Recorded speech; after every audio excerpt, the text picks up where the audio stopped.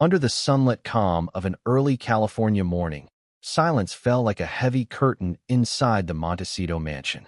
Birds chirped over lush gardens, but inside, a storm had already begun. Prince Harry, once the spirited heartbeat of the British monarchy, now lay crumpled on the cold marble floor of his study. The house, usually filled with a manufactured stillness, was broken by the piercing scream of Meghan Markle. Moments earlier, he had been pacing, visibly distressed, clutching his head. Then, without warning, he collapsed. His face went pale, his breathing shallow, his pulse a desperate stutter. Paramedics were called. Meghan was frantic, but something about her panic felt strange.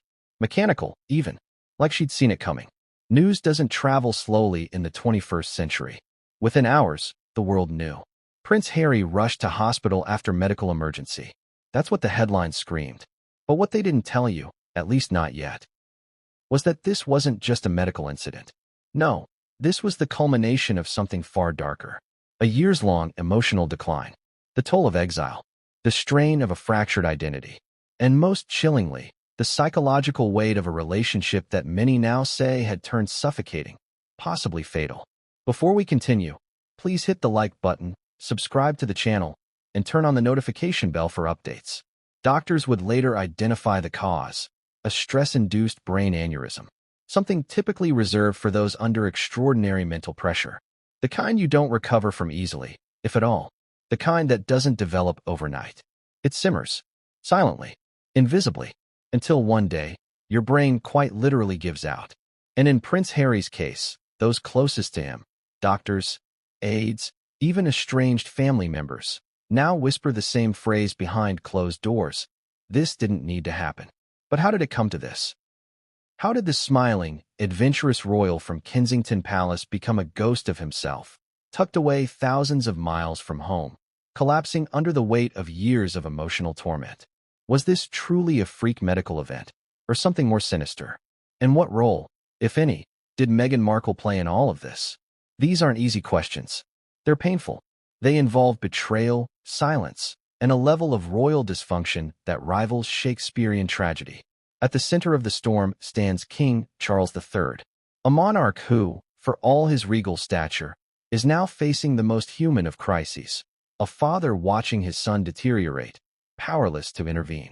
Insiders say he's broken, that when he got the call, his voice cracked, that he wept, not in front of the cameras, but behind locked palace doors, and that, in the aftermath, he made one decision that stunned everyone. He prepared to say goodbye.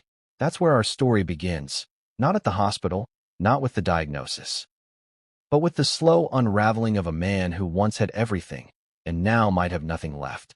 This is not just a story about royalty. This is a story about manipulation, emotional decay, and the terrifying cost of unresolved trauma. It's a story about what happens when you isolate a man from his roots, from his family, and from the truth. Prince Harry wasn't always fragile. He was the golden boy, the mischievous, charismatic rogue who captured the hearts of millions. His loyalty was legendary, his devotion to duty unquestionable, until it wasn't. The world watched with curiosity, then concern, as he began to change. His once jovial demeanor turned serious.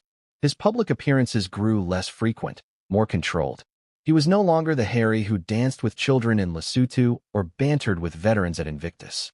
He was quieter, less spontaneous. His smile, the real one, vanished. When he married Meghan Markle, it was heralded as a new era, a modern monarchy, a love story for the ages. But as the cameras rolled and fairy tales were written, something darker brewed behind the scenes. Those close to the palace whispered of tension, of manipulation, of rifts that deepened by the day. Meghan's assertiveness clashed with royal protocols. Harry, once the darling of the Windsors, found himself at odds with his brother, his father, and ultimately the institution he was born into. But it wasn't just professional tension, it was personal, emotional. According to insiders, Meghan gradually isolated Harry from those closest to him. First his friends, then his staff, then his own family. She became his sole confidant, gatekeeper, and strategist. And while he believed he was escaping the constraints of monarchy, what he entered instead was a fortress of curated reality, one where only Meghan held the keys. This emotional siloing didn't go unnoticed. Palace aides began to express concern for Harry's mental well-being as far back as 2019. There were rumors of tension, sleepless nights, panic attacks. Friends who tried to reach out were either turned away or silenced. It's like he's vanished, one childhood friend confided to a British tabloid in 2021. He's not the Harry we knew. By the time the Oprah interview aired, it was clear something seismic had shifted. Harry's gaze, once alert and cheeky, was hollow. He seemed rehearsed, measured, and beneath the polished delivery was something far more troubling. Unresolved pain, masked behind performative clarity. He spoke of trauma, of therapy, of emotional liberation, but his tone betrayed a man still very much in crisis. Behind closed doors, the cracks widened. Publicly, he was a loving father and husband. Privately, according to multiple anonymous insiders, he was a man grappling with anxiety, regret, and a deep sense of loss. Estranged from his brother, alienated from his father, ghosted by old friends. He lived in a palace of glass. A house built on PR, but filled with shadows. And through it all, one question lingered. Why didn't anyone intervene? Some tried. King Charles reportedly reached out several times over the years, offering support, inviting reconciliation. Meghan often intercepted or rebuffed the efforts, sources say. William, according to one report, attempted a private meeting with Harry during the Queen's Platinum Jubilee, only to be shut down. The walls were too high, a palace aide remarked. No one could get through to him anymore. Until now. Until the collapse. When the news broke, the reaction was immediate and visceral. British citizens flooded social media with prayers, accusations, theories. Bring Harry home trended within hours. Royal commentators debated responsibility. Some blamed the institution for pushing him away. Others pointed directly at Meghan's influence, calling it toxic, domineering, even dangerous. But what do the doctors say? According to one anonymous neurologist quoted in a medical report obtained by a UK investigative outlet, Harry's condition was the result of long-term psychological and emotional stress. The doctor added, his body is manifesting years of internalized pressure. This didn't just happen. It's been building for a long time. Another specialist noted that such aneurysms, while rare, can be stress-induced when the nervous system is under constant strain. Fight or flight isn't meant to last years, he explained. Eventually, the body breaks. And that brings us back to the moment Charles got the call. According to palace sources, the king was attending a closed-door charity briefing when a royal aide approached him with trembling hands. He left immediately, canceling the day's engagements. He didn't speak. He just walked out, a source said. You could see it on his face. Something was very, very wrong. Back in London, contingency plans were already being drafted. The monarchy, ever stoic, was preparing for the worst. Meanwhile, Charles ordered his private jet to be readied. Destination, California. This isn't just a medical crisis. It's a reckoning. A confrontation with choices made, bridges burned, and years of silence. King Charles, a man who once chose duty over intimacy, is now choosing something else. He's choosing to be a father. What will he say when he reaches that hospital room? Will Harry wake? Will there be forgiveness? Or is this goodbye? We don't know yet. But what we do know is that something has shattered. And in that brokenness lies a story, one of manipulation, isolation, and heartbreak. One that forces us to ask, what is the true cost of turning your back on your past? The answer may very well lie in the beeping machines surrounding a motionless prince. And in the eyes of a king, finally learning what it means to say goodbye. It was supposed to be an ordinary morning. The sun rose gently over the Pacific, casting a golden hue across the manicured lawns and Spanish-style rooftops of Montecito. Nestled among the coastal hills and whispering eucalyptus trees stood the private residence of Prince Harry and Meghan Markle, a sprawling estate shielded from the world by high gates, towering hedges, and layers of carefully constructed privacy. But inside those walls, something went terribly wrong. At 6:47 a.m., Meghan Markle called 911. Her voice, frantic but strangely measured, was captured in dispatch logs later leaked to the press. My husband, she cried, he's collapsed. He's not breathing right. He's not waking up. The dispatcher's voice remained calm, but urgent. Is he conscious? No, Meghan answered. He was dizzy, complaining about headaches. And now oh my God, please hurry. Minutes earlier, Prince Harry had risen early as he often did. Sources later revealed he had begun meditating daily and was attempting to reduce his caffeine intake. He had recently confided in a friend, via encrypted messaging, that he'd been suffering from chronic migraines and brain fog that wouldn't go away. He dismissed it as stress, anxiety, too many sleepless nights. He told his friend, "It's just life. It's the price of freedom." But that morning, as Meghan prepared breakfast and Archie bounded downstairs for cartoons, Harry entered his study alone. The door was slightly ajar. Security footage later showed him walking in, phone in hand, his movements slow and sluggish. He was clutching the back of his neck, wincing. He stumbled. Then the camera froze, his knees buckled, and he collapsed face first into the rug. It took Meghan nearly 15 minutes to find him. When paramedics arrived at 7:01 a.m., they found the Duke of Sussex unresponsive, with shallow breathing and irregular heart rhythms. According to the EMS report filed later with Santa Barbara County, he showed signs of neurological distress and was rushed to Cottage Hospital's trauma center, bypassing local urgent care entirely. By 7:15 a.m., Montecito's Serenity had turned into a siren-blaring emergency. Helicopters hovered in the distance. Paparazzi gathered. Reporters began making discreet calls to hospital staff, their inquiries thinly veiled as concern. At 7:44 a.m., the palace was informed. Across the Atlantic, King Charles had just sat down for breakfast in Clarence House. A well-dressed aide whispered into his ear, and within minutes, the king's tray was cleared and the meeting with his foreign secretary was cancelled. According to a source within the royal household, the king's demeanor instantly changed. He froze, the aide reported. He just said, "Get the plane ready." But what no one yet understood, not the press, not even the attending physicians, was that this wasn't just a fainting spell or dehydration episode. It was far more serious. The scan revealed it, a small, dangerous bulge in the blood vessels of Harry's brain, a cerebral aneurysm, teetering on the edge of rupture. The doctor's conclusion was swift and sobering. It was brought on by prolonged, chronic stress. Not a single traumatic event, but years of silent suffering. It was, as one neurologist later put it, a bomb waiting to go off. By noon that day, Meghan had issued a brief, carefully crafted statement.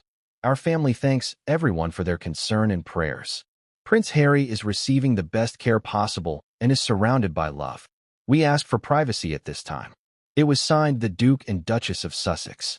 But inside the hospital, a different story was unfolding. Medical staff were shaken.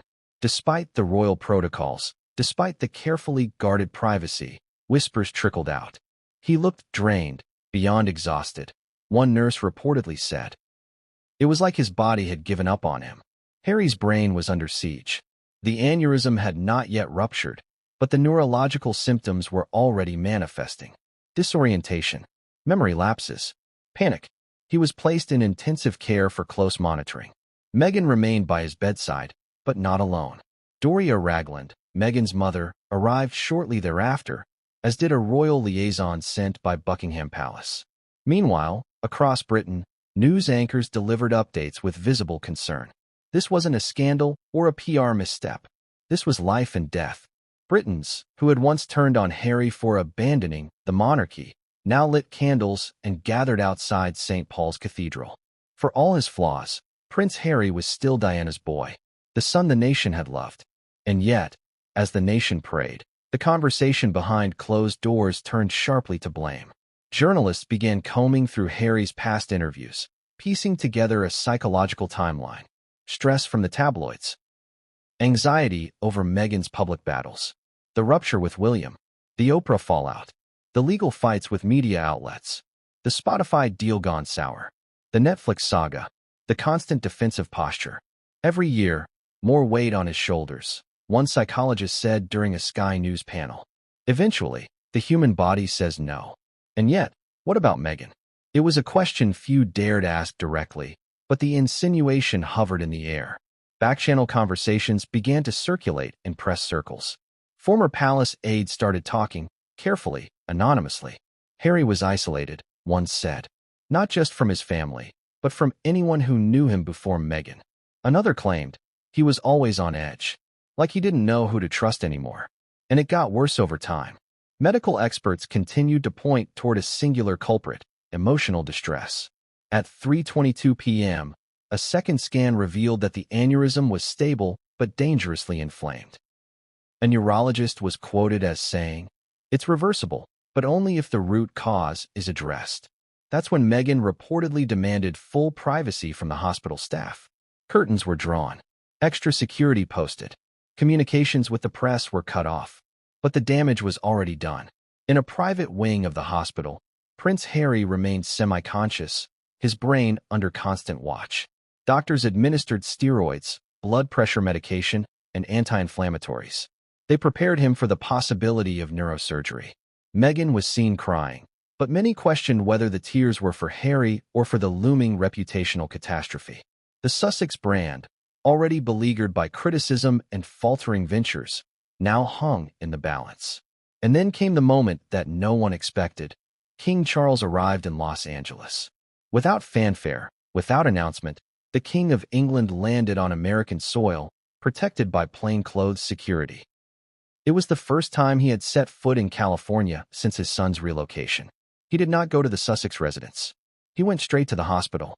There, in a restricted wing under heavy guard, the king sat beside his son's bed, silent, stone-faced, staring at the son he had once ruled alongside, now reduced to a fragile shell. Sources close to the royal family say that Charles wept that night. He blamed himself, said one insider, for the distance, the coldness, the failure to bridge the gap. He kept saying, "This should never have happened." Back in Montecito, Meghan stayed home for the night. Doria remained at the hospital in her place. The optics were already being dissected online. Some called it tactful. Others called it telling. Social media turned ferocious.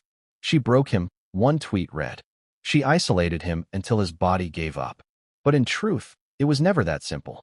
Human emotions never are. Prince Harry had always been vulnerable. His childhood was marked by tragedy.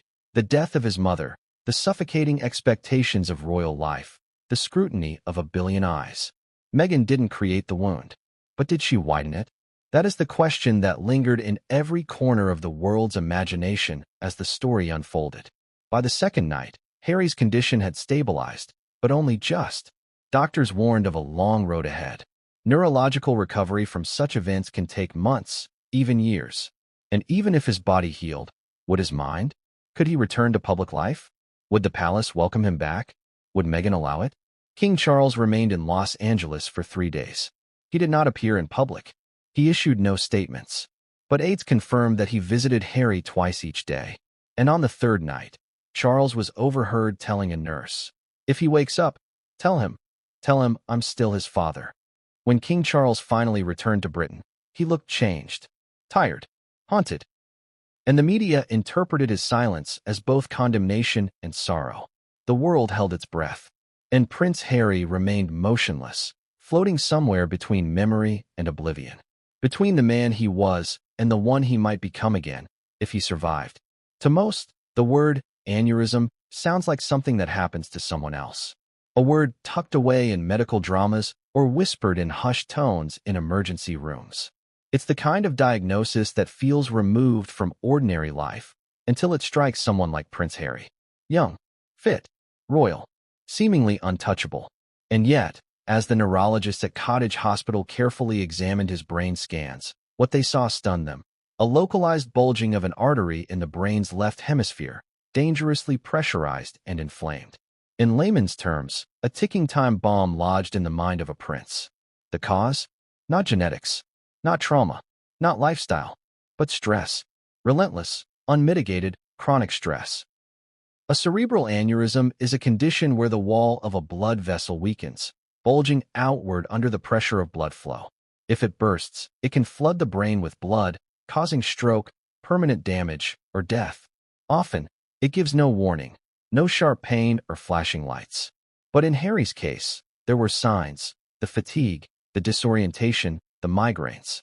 Most people ignore them, but his body had been sounding the alarm for months, perhaps even years. Dr. Renee Abernathy, a neurologist consulted by British media, commented on the rarity of such cases in young men like Harry.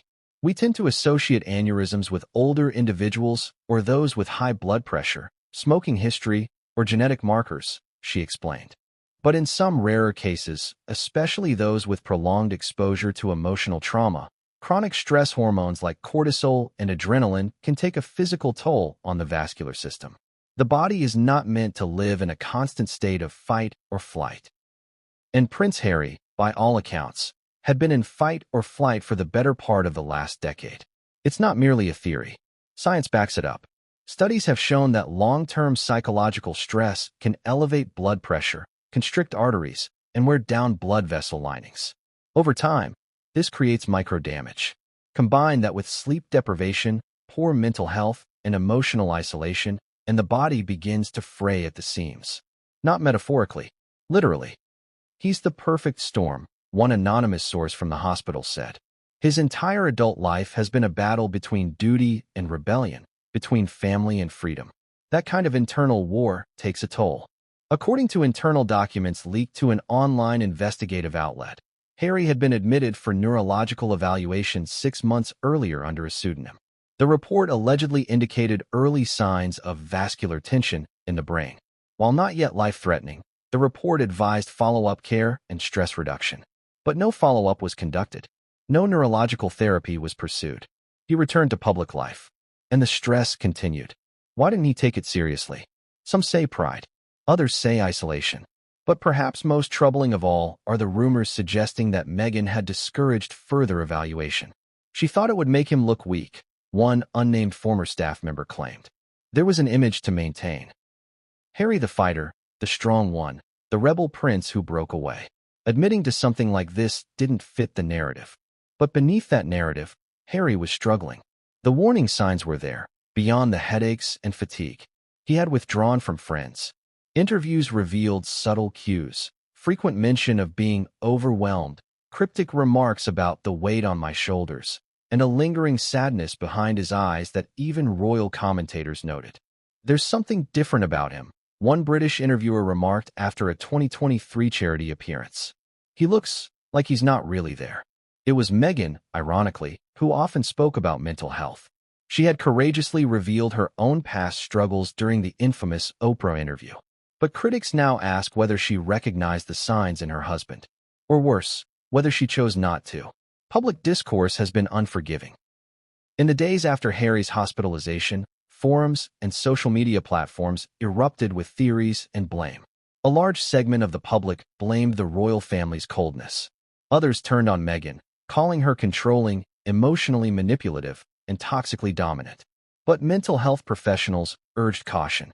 Pointing fingers oversimplifies a complex human tragedy, said Dr. Helen McGrath, a trauma specialist. The kind of stress Prince Harry endured is cumulative. It comes from multiple fronts. Unresolved grief from losing his mother, public scrutiny, exile from his homeland, and constant identity conflict. Whether or not someone in his inner circle contributed to that, intentionally or not, is secondary to understanding how that stress manifested into a medical crisis. And yet, in private, the palace was not taking this as an unpredictable event. According to royal aides, Charles had been worried for months. He felt it in his gut, one said. That something wasn't right with Harry. He didn't look well. He didn't speak like himself. In fact, documents have since surfaced suggesting that Charles had asked Harry, through intermediaries, to undergo a full health screening in late 2023 during a secret meeting in Portugal. The offer was declined. Meghan allegedly called it a trap designed to undermine Harry's independence. Independence. That word had become Harry's battle cry in recent years. Independence from the crown. Independence from the press. Independence from expectations. But it seems, tragically, that independence became isolation. And isolation became sickness. Medical staff treating Harry issued a private memo to the family, later leaked by someone close to the situation. In it, they described his condition as severe but salvageable. The wording chilled many.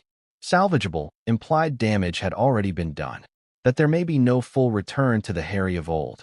That part of him, neurologically, emotionally, had fractured permanently. The memo also included a psychological component. It noted Harry's extreme emotional fatigue and cognitive dissociation. clinical terms often used for those under long-term emotional suppression or manipulation. He reportedly displayed signs of emotional numbness, blank staring, and delayed response to simple questions. He's been in survival mode for too long, one physician commented. His brain adapted to crisis as the norm. But no brain can hold that forever. At some point, something breaks. And something did. This kind of diagnosis is rare in young, otherwise healthy men.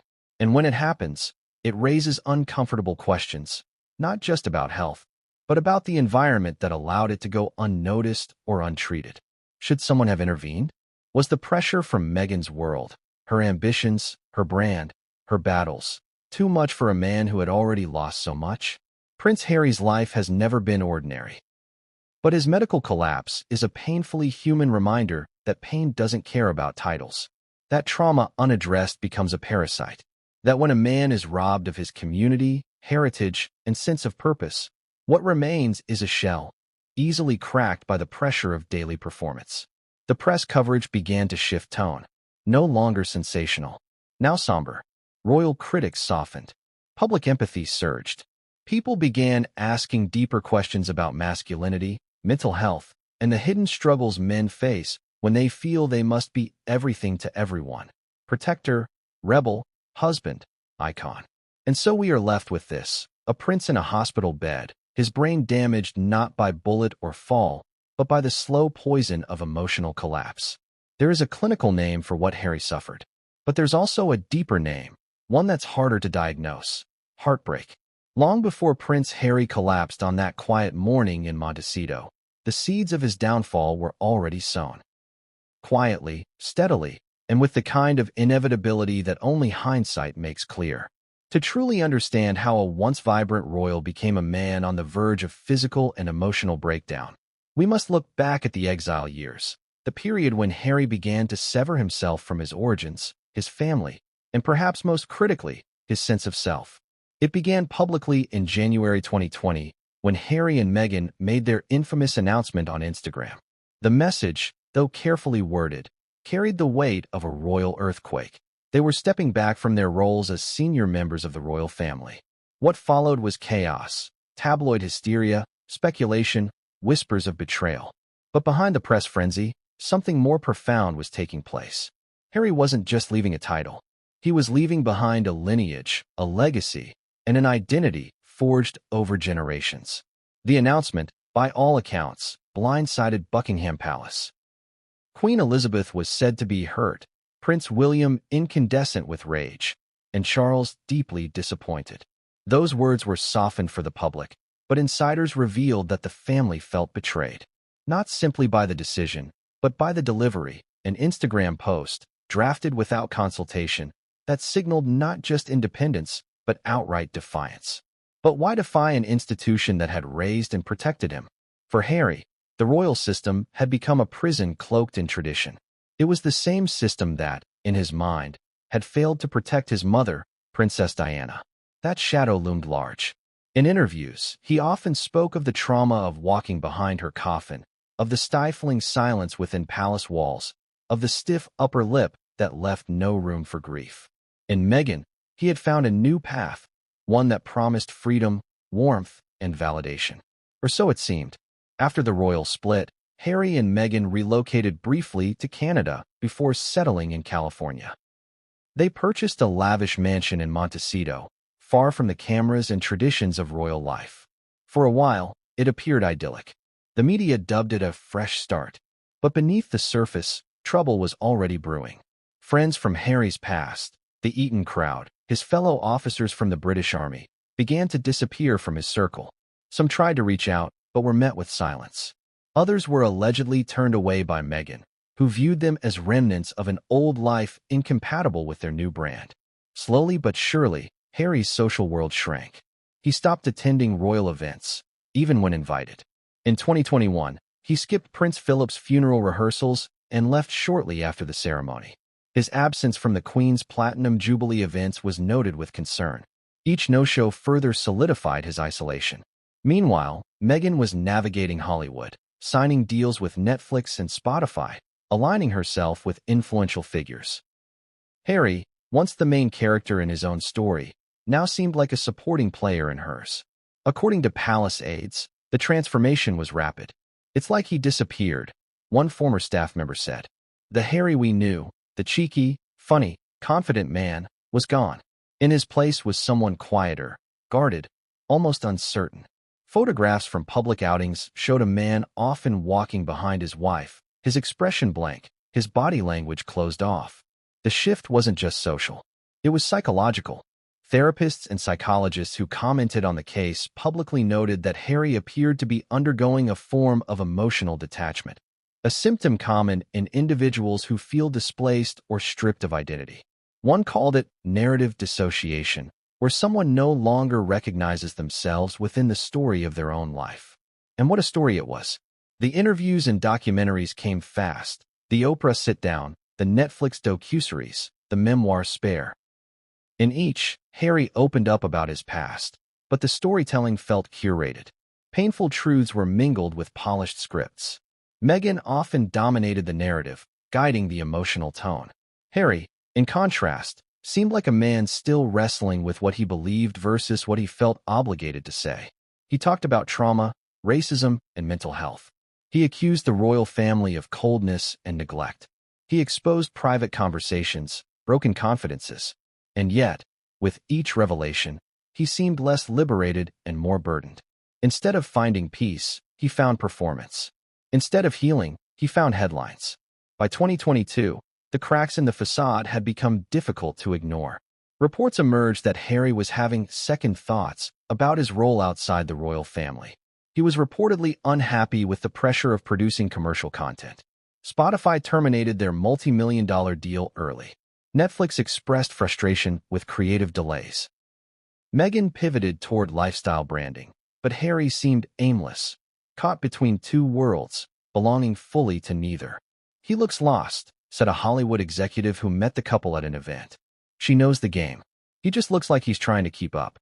Privately, sources claimed that Harry missed his brother, that he often brought up memories of childhood, of pranks with William, of life before everything changed. But the path back was growing more distant by the day. William, once his closest confidant, had closed off contact. Their last private meeting reportedly ended in a shouting match, with Harry storming out. Charles remained open but hesitant, unwilling to reopen wounds unless Harry was truly ready to return on royal terms. And so Harry remained suspended in emotional purgatory. Even his attempts at purpose, speaking engagements, mental health advocacy, felt overshadowed by the chaos surrounding him. Tabloids scrutinized every move. Pundits mocked his sincerity. Online trolls attacked his masculinity. To be Harry was to be under siege, from both defenders and detractors. By mid-2023, the prince was rarely seen. Insiders said he spent more time indoors, avoiding the limelight that had once been his domain. He took long walks alone. He began journaling, something his mother had done during her own crises. And according to one family friend, he often stared out the window of his Montecito office for hours at a time, saying nothing. It was during this period that doctors believed the aneurysm began to form. The body cannot lie. While the mind may suppress, rationalize, or distract, the physical self always tells the truth. Harry's truth was written in his cells: increased cortisol, blood pressure fluctuations, disrupted sleep cycles. He may have told the world he was thriving, but his body told a different story, one of grief, confusion, and unending pressure. The final months before his collapse were particularly grim. Arguments with Meghan reportedly increased. Aides were fired or quit. Harry's close relationship with his cousin Eugenie grew strained. Even the couple's relationship with Oprah, once so strong, began to fray. "There's too much drama," one insider quoted her as saying. "There's no peace around them." And perhaps that was the greatest tragedy of all. Harry had left Britain in search of peace, only to find himself deeper in the war. But this time, it wasn't with his family or the media. It was within himself. When the collapse came, it didn't arrive like a lightning bolt. It wasn't sudden. It was the slow fall of a man who had been falling for years. A prince torn from his roots, suspended in a world that promised freedom but delivered solitude. And now, as he lies in a hospital bed, connected to machines, caught between consciousness and coma, the exile years loom large.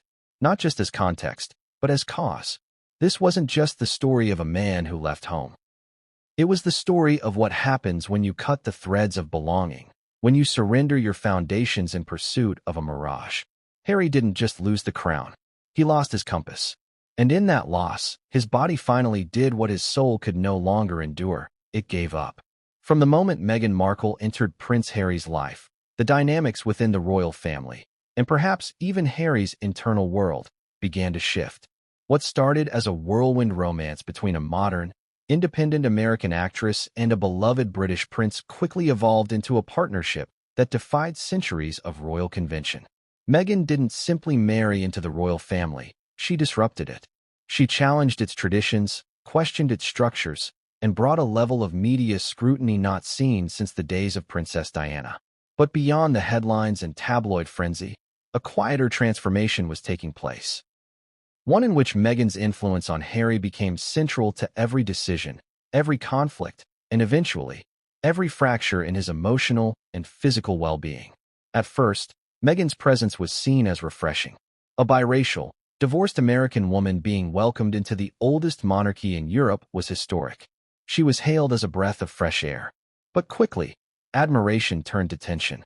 Meghan's directness, media savvy, and unwillingness to play by the unspoken royal rules clashed sharply with palace expectations.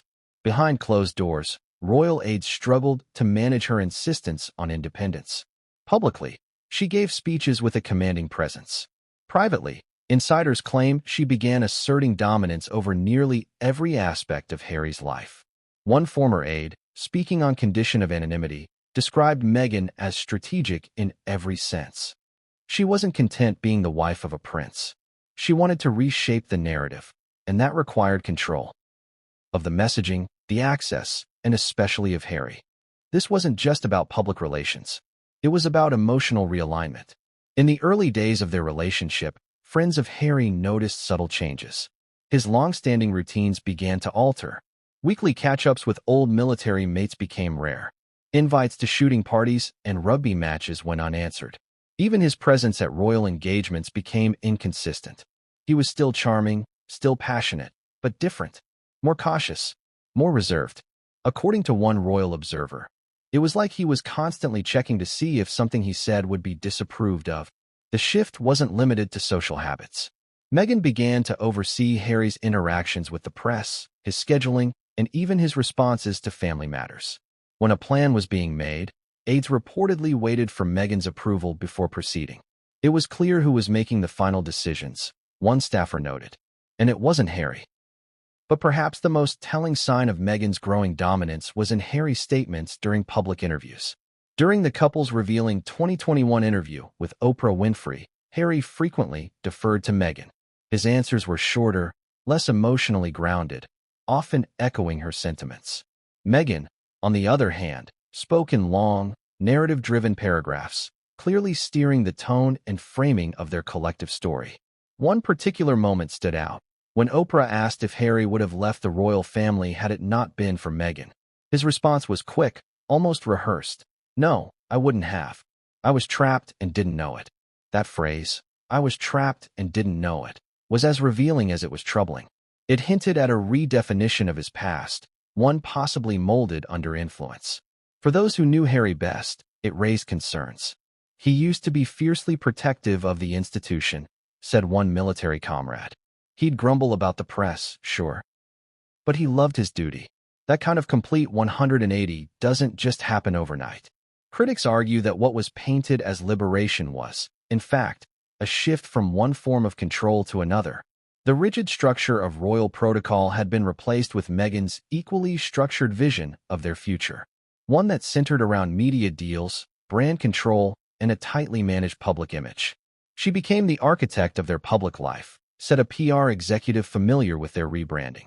Harry was the face, but Meghan was the engine. And that engine was relentless.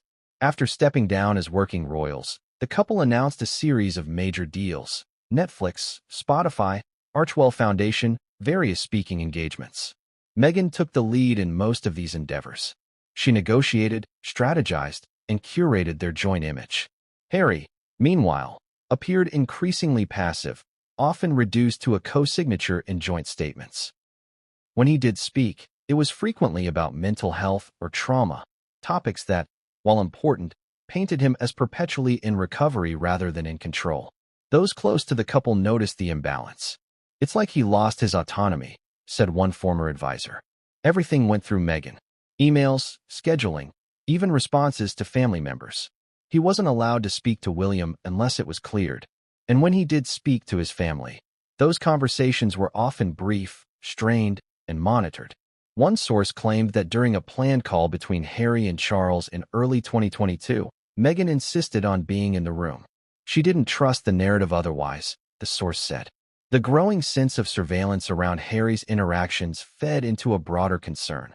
Was he being emotionally manipulated?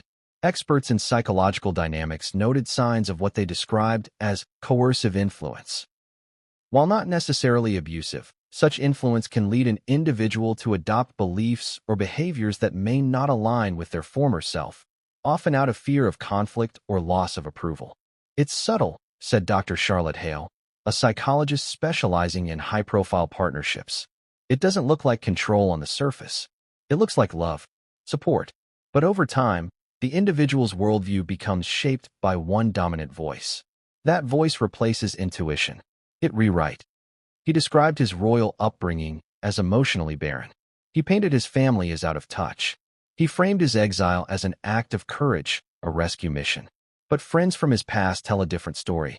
They speak of a man who loved his grandmother deeply, who admired his brother, who once spoke glowingly of his father's quiet strength. "We all change," one friend admitted. But this felt like erasure. The cost of that erasure wasn't just familial. It was existential. Harry's sense of identity, once firmly rooted in military service, charitable work, and royal duty, now seemed adrift. Even in his mental health advocacy, he sounded more like a case study than a leader. During interviews, he often repeated phrases like safe space, healing journey, and breaking cycles, important concepts, but delivered with a mechanical tone. He looked less empowered and more tired. Observers noted the irony. In escaping the institutional control of the monarchy, Harry may have walked into a different kind of confinement, one shaped by emotional dependency and media curation. This confinement may have contributed directly to the physical deterioration that led to his collapse. Stress, after all, is not just born of conflict. It can also stem from constant self-monitoring, from the suppression of doubts, from the fear of losing love by questioning authority within one's closest relationships. By the time Harry fell to the floor of his Montecito home, clutching his head, his body was likely already screaming for release. The aneurysm didn't come out of nowhere. It came from years of build-up, emotional, psychological, and perhaps relational. To suggest Meghan alone is to blame would be simplistic and unfair. But to deny her influence would be equally naive. She is a powerful, driven woman who has faced real adversity. She brought light to issues long ignored by the monarchy. But power, when unchecked, can distort even the noblest intentions. In Meghan's effort to protect Harry from his past, did she also sever him from his support systems? In helping him find his voice, did she inadvertently mute his autonomy? And in curating their future, did she ignore the emotional toll it was taking on the man she loved? These are difficult questions. They speak not only to this couple, but to the nature of influence in modern relationships, especially those lived under the unblinking eye of the world. What is clear is this: Harry, once known for his strength and spontaneity, now lies weakened and voiceless. And as he recovers, the question isn't just whether his body will heal, but whether he will regain the independence he once fought so hard to claim. Prince Harry was born into one of the most recognizable families on the planet, a lineage stretching back centuries, rich with tradition, symbolism, and duty. As the second son of Prince Charles and Princess Diana, he was not destined for the throne, but he was still expected to uphold the sacred expectations of royalty. From the outside, his role looked charmed: global fame, access, privilege. But from the inside, it was far more complicated. And as he grew older, one truth became painfully evident. His identity was often defined by his proximity to others, to his mother's legacy, to his brother's crown, and eventually, to his wife's ambitions. At the heart of Harry's personal crisis lies a deeper, quieter war: the fracture of his familial bonds. These weren't just tabloid-friendly spats. These were seismic emotional collapses that tore at the very foundation of his identity. Brother against brother, son distanced from father, nephew estranged from the monarchy that once embraced him, and all of it unfolding in real time, under the merciless glare of the global spotlight. The first, and perhaps deepest, crack came with Prince William. From their earliest days, the two brothers were seen as inseparable. William, the stoic elder, dutiful and reserved. Harry, the charismatic wild card, impulsive and beloved by the public. But they shared something more than blood. They shared trauma. When Diana died, the boys leaned on each other in a way few could understand. Walking behind her coffin at the funeral, they became symbols of national mourning and of mutual resilience. For years, they navigated royal life together, sometimes stumbling, often shining. But Meghan Markle's arrival shifted everything. What had once been a solid unit began to split into camps. Reports suggest that William expressed concerns early on, subtle at first, then more pointed. He reportedly cautioned Harry to slow down the relationship, not because he doubted Meghan's worth, but because he feared the speed and intensity of the romance. To Harry, that concern was betrayal. Insiders claim that he interpreted William's advice as jealousy or snobbery. He accused his brother of failing to support him, of not understanding his pain or his love. From that point, the bond began to erode. By the time Harry married Meghan in 2018, the brothers were already drifting. William and Kate reportedly felt pushed aside, their attempts at closeness rebuffed. According to a former royal aide, there was an unspoken coldness. They were still doing appearances together, but the warmth was gone. The birth of Archie in 2019 offered a chance at healing. Charles was said to be delighted to become a grandfather again, and William reportedly sent a heartfelt message. But even then, the cracks were widening. Harry and Meghan declined to reveal Archie's godparents. They avoided traditional royal photo ops. Their schedule became increasingly independent, and slowly but surely, they retreated from the rhythms of royal life altogether. Then came the bombshell announcement, stepping back from senior royal duties in early 2020. The decision stunned Buckingham Palace. More than that, it enraged those who had once fought to protect Harry. Queen Elizabeth was blindsided. William reportedly found out just minutes before the public did. Charles, whose relationship with Harry had always been a complex mix of affection and formality, was left scrambling to control the fallout. The so-called Sandringham Summit was called in haste. The Queen, Charles, William, and Harry sat together to negotiate the terms of what the press dubbed Megxit. But the atmosphere was tense, cold. According to a palace source, William barely spoke. Charles looked ashen, and Harry, visibly emotional, refused to reconsider. He insisted this was about protection, about mental health, about escaping a system he called toxic. But from the perspective of the royal family, it felt like abandonment. From that point, the fractures became permanent. Harry's communication with his family dwindled to formality. Meghan reportedly filtered most correspondence. Birthday wishes became social media posts, not phone calls. Invitations to royal events were declined or ignored. And when Harry did appear, at Philip's funeral, at the Queen's funeral, at Charles's coronation, he came alone, departed early, and remained at a distance. Body language experts dissected every interaction. The glances exchanged, the forced smiles, the lack of eye contact.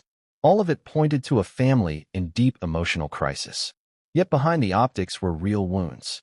Charles, ever the restrained monarch, was said to be deeply pained by Harry's accusations in the Oprah interview.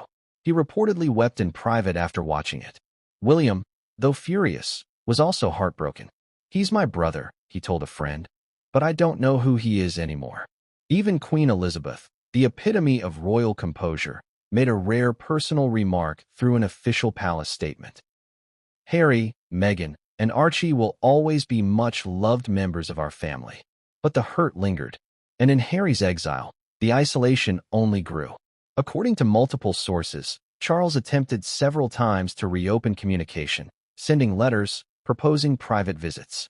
Meghan reportedly blocked or redirected these efforts, viewing them as conditional or manipulative.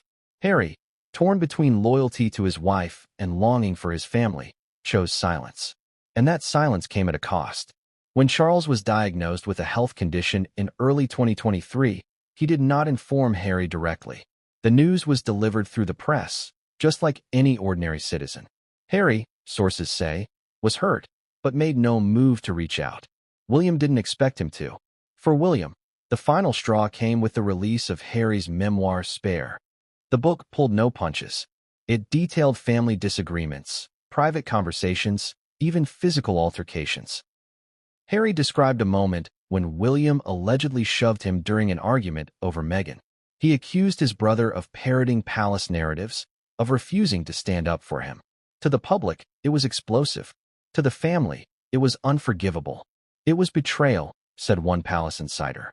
Not just of loyalty, but of trust. You don't air family wounds like that. Not if you want them to heal. But perhaps Harry wasn't trying to heal. Perhaps he was trying to be heard.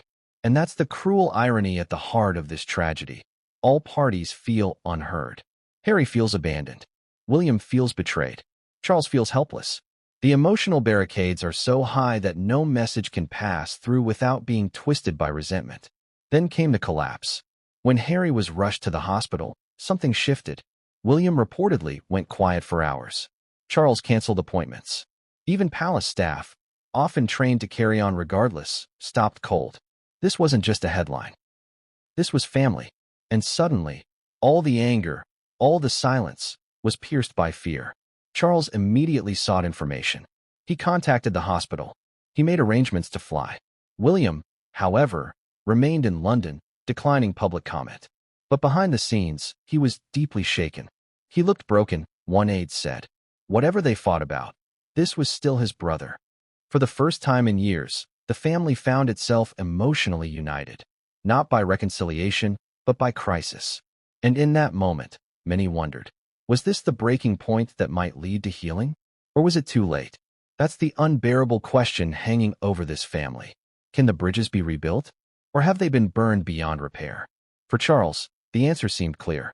He went to Harry's bedside. He whispered apologies. He waited. For William, it's more complicated. The wounds are still raw.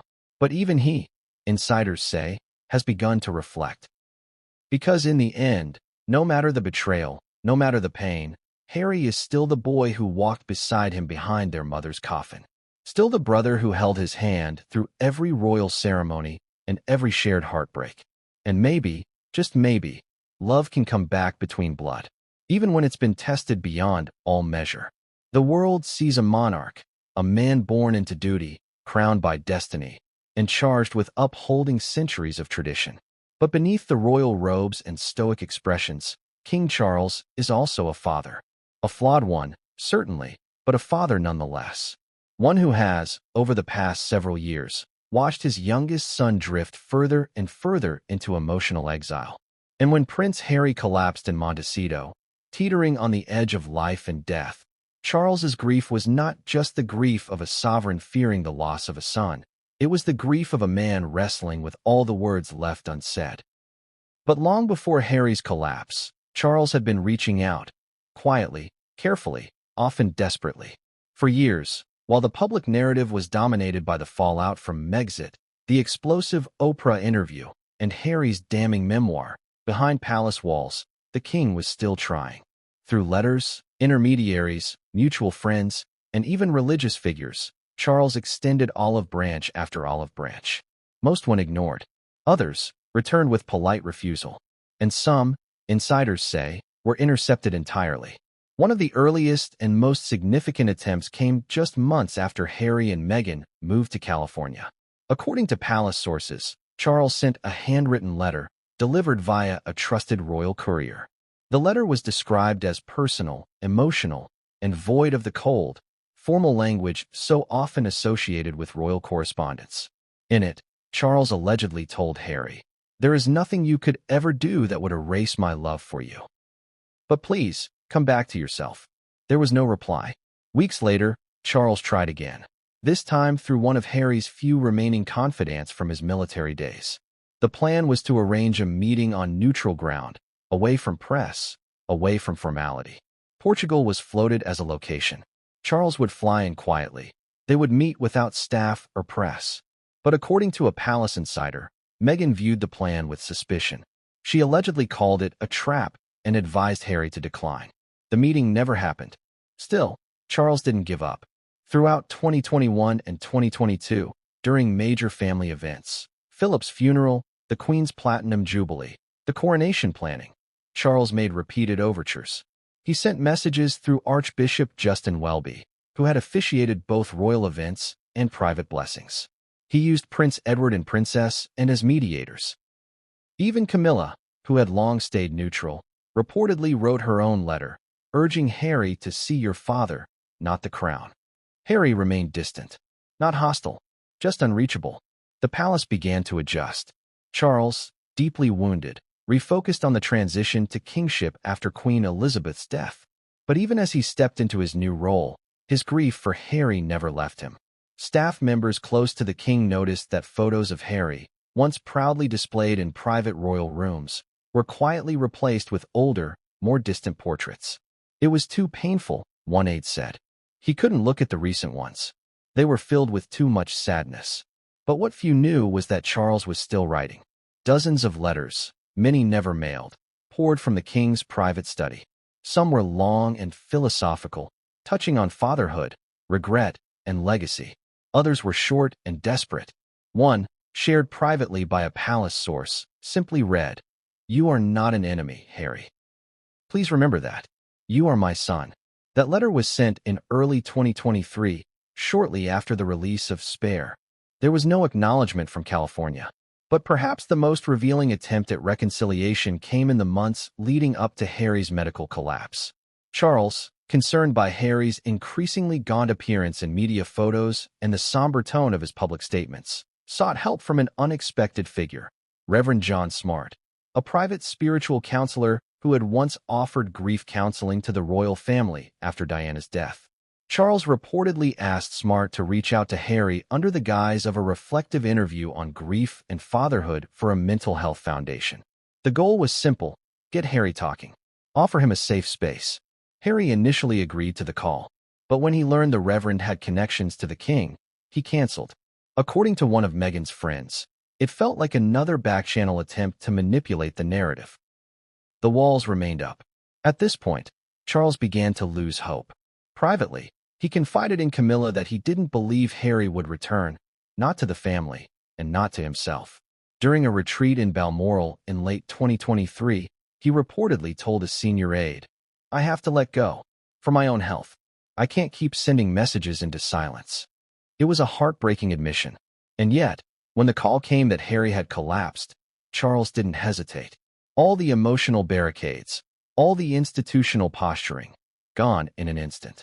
He canceled meetings, abandoned state duties, and arranged for immediate transport. Within hours, he was en route to California on a private jet. It was the first time a reigning British monarch had made an unannounced visit to the United States since the 1980s. But Charles wasn't there as a king. He was there as a father. At the hospital, staff cleared an entire wing. Charles was escorted through private back entrances, shielded from the press, and even most medical staff. He sat beside Harry's bed for 2 hours in silence. Then, he spoke, softly, tearfully, according to those present. "I've been writing you for years," he reportedly said. "Every week. I didn't stop." He placed a worn, leather-bound notebook on the table. Inside were the letters. All of them. The nurses in the room were stunned. Some cried. One senior physician later said, "I have never seen grief like that." He wasn't just mourning the possibility of loss. He was mourning all the years already lost. In those quiet hours, Charles read aloud some of the letters. Some were short notes. Some were full essays. One began with a quote from Diana's favorite poem. Another recounted a memory of Harry learning to ride a horse at Highgrove. And perhaps the most moving of all simply read, "I never meant for you to feel alone."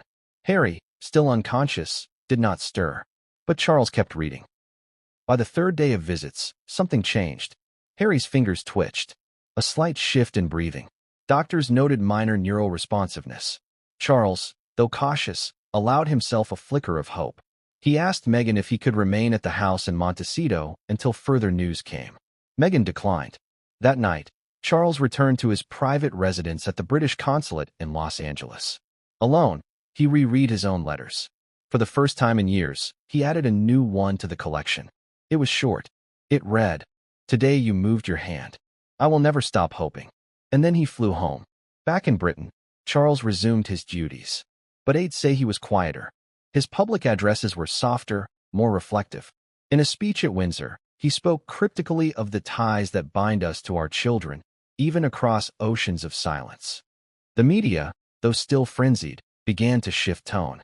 No longer were they painting Charles as cold or aloof.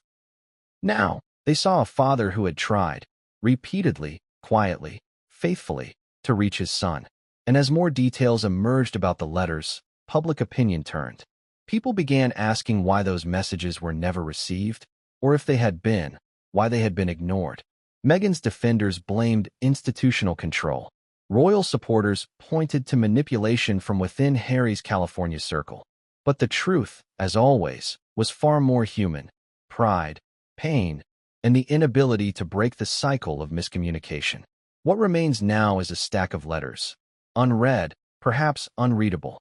And yet, in those pages, lives a testament of something rare in royal life: vulnerability. Charles may have failed in many ways as a father. He was emotionally reserved, often prioritizing duty over connection. But he never stopped trying. And when it mattered most, when his son was at the edge of life, he showed up not with power or punishment, but with his heart on paper. Perhaps that is what it means to be royal in the modern age. Not simply to lead or reign, but to reconcile, to break the traditions of silence and begin to speak, even if the words arrive too late to be answered. In today's digital age, power is not just held by thrones or governments. It lives in narrative, in who gets to speak, who gets heard, and who controls the lens through which the world watches. And when it comes to controlling the narrative, few figures in recent history have wielded media influence as deftly and controversially as Meghan Markle. From Hollywood actress to Duchess of Sussex to global media brand, Meghan's trajectory has been meticulously engineered. But behind the polished interviews, strategic documentaries, and carefully curated Instagram posts, a darker question has emerged. Did the same machinery that elevated her voice also contribute to Prince Harry's collapse? When Harry and Meghan exited the royal family in 2020, they didn't disappear, they rebranded. Overnight, they went from working royals to public figures with a mission to control their own story. In many ways, it was understandable. They had felt muzzled by the palace, misrepresented by the British tabloids, unprotected, and so they turned to the one tool that could give them power back: the media. The first major shot in this campaign was the Oprah Winfrey interview. Broadcast to millions, it was a cultural earthquake. Meghan revealed her struggles with mental health, her clashes with the royal institution, and her feelings of isolation. Harry followed suit, echoing her sentiments and speaking of trauma and emotional entrapment.